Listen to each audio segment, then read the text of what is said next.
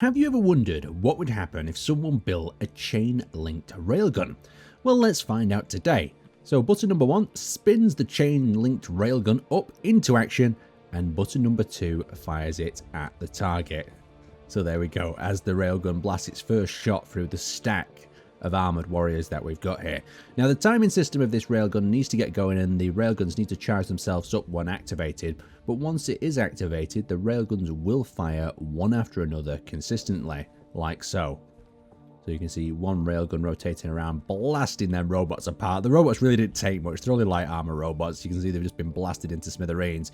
But let's actually have a look at the chained link railgun here. So you can see it's firing the shot on a sensor every time it gets to the bottom, and they're connected up with a hinge, and the hinge is being rotated via a rotor. So you can see this rotor locks on to this cog gear that then spins from a smaller rotor there that propels and rotates this chain of railguns around. Is this weapon super functional and efficient? No, not really, but let's see what it can do. You can even see that the top little rotor here is actually connected up with hinges. This thing is just inviting clang to happen. It's inviting clang to happen so much that if I grab myself a copy of it, let's grab ourselves a copy of it, you can see just how stable it is when it's not locked to the ground. Oh, bloody hell, this is pretty damn dangerous.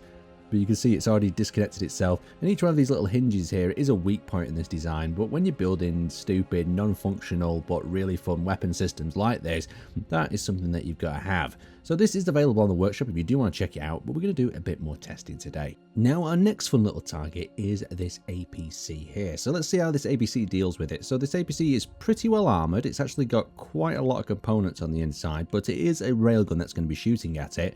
So let's see what happens. So we'll activate the chain, we'll activate the railguns, direct it right through it. We already see the shots starting to go through the thing. So the railguns have got to sort out their own timing, and once they do, it looks like the turret has been blown right off the top. We've got a clear hole going through the center, yet turret has been ripped off. Railguns deflecting off the side, going straight through the middle. They're doing really quite light work of some of these grids. It just shows you how lethal railguns can be. Oh, look at that wheel. That went off into space. So it's cut itself another nice hole through the next target. Let's try something a bit juicier though. Now we might miss this next target because it is standing up in the air, but let's power up our railguns once again and see if we can knock out this one's wheels. Oh, direct hit straight away. Is that severing that wheel off there? Yep, so that's broken one of its track bases off there.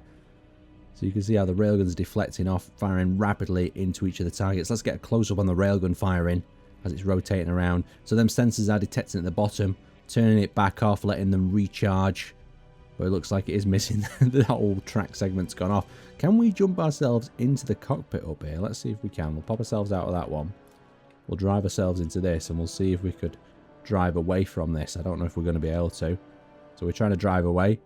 Avoid that railgun if we can. It's direct hit on that other wheel, bringing the forward section down, crumbling to its knees. With all these sort of big wheeled walkers that use like leg joints like this, that's always going to be one of the weak spots. Oh, the back segment's been blown off as well.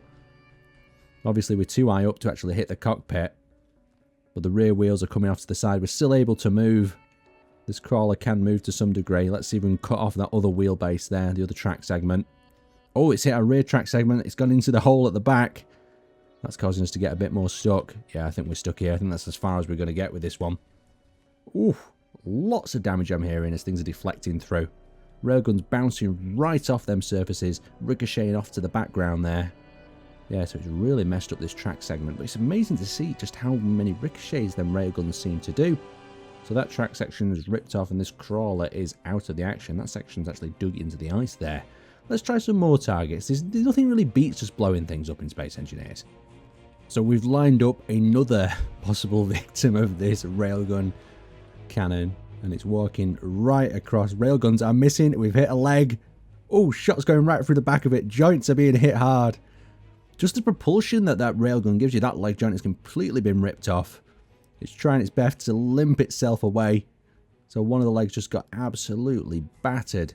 Was that some penetration through the inside as well? We'll see if we can quickly grab ourselves control of this thing and turn it back around into the line of fire. So if we grab ourselves control of this, let's have a look what is turn left, what is turn right. So let's try turning. I don't know if we'll be able to turn with these legs being wounded like this. It's just digging itself into the ice. Oh, you know what we'll do? We'll be cruel and just throw it right into the firing line again. Throw that to there, and away it goes. Oh, that shot right through the centre. Oh, what damage! I think the piece is still going airborne. This is really quite a formidable weapon. Maybe you could, like, I'm trying to make a functional idea out of this. You'll have to let me know what you guys think in the comment section. Could you have this stored somewhere behind a wall? Is that a leg just going off landing in the background? You could have this stored maybe behind a wall or something. A door could come up and then this thing could just unleash and completely gut or take out all the wheelbase of a rover perhaps. But apart from that, if this thing's not locked down, you're in trouble. Let's disconnect these weapons for the second and stop this from spinning. So yeah, it's a really weird and unique weapon, this. There's not really many applications that are coming to mind from it, but it's something that I've seen on the workshop, and maybe you could use this in other designs as well. The thing I was thinking about is how these wheels, or not wheels, these rotors lock onto each one of these connection points. You could use this for a track assembly, or you could use this to lift something to an upper level, use a conveyor belt or some sort of track mechanism. So hopefully that provides you with some ideas as well. And you can see how they've created this rotor system here by connecting these hinges up. Now, this is not suitable or very suitable at all for multiplayer, but this is something you could build in your own world. You could even use this as a mining system. You could put like a Gatling miner, and you could have this rotating around and mining out various areas. I don't know if that would be any more efficient than a standard miner, but it does give you some ideas of just how much you can experiment with things in Space Engineers. So for some reason, it seems like I'm trying to sacrifice a lot of mechs today while doing this experimentation, but it's just really interesting to see how they interact with the legs when they hit them. I think this one's going to fall over itself. It's not going to require any hitting. So these are quite high-legged ones, so these should be able to make it, oh well, I say that, and one's just fallen over onto its side.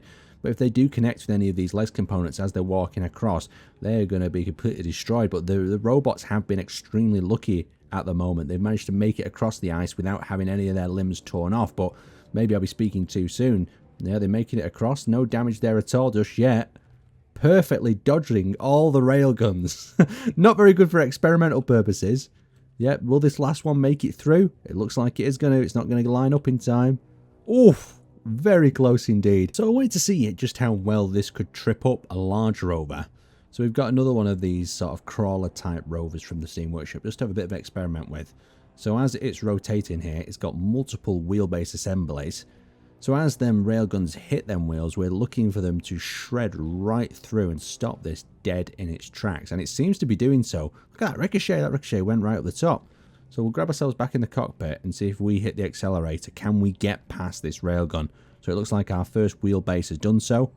Our second wheelbase is making it through. It's all if we could just aim that Gatling railgun a little bit better. So I do think that the cylindrical one, the big round drum of railguns, is a lot better in this case than this one. But it's nice to see how these designs and different sort of concepts do work. And the idea of sticking it on a chain like that does make for a very fun creation. But anyway, if you enjoyed this video and you enjoyed the way I presented it, and you want to check this out, perhaps there'll be a link down in the description below. Otherwise, hit that like button and I will see you next time.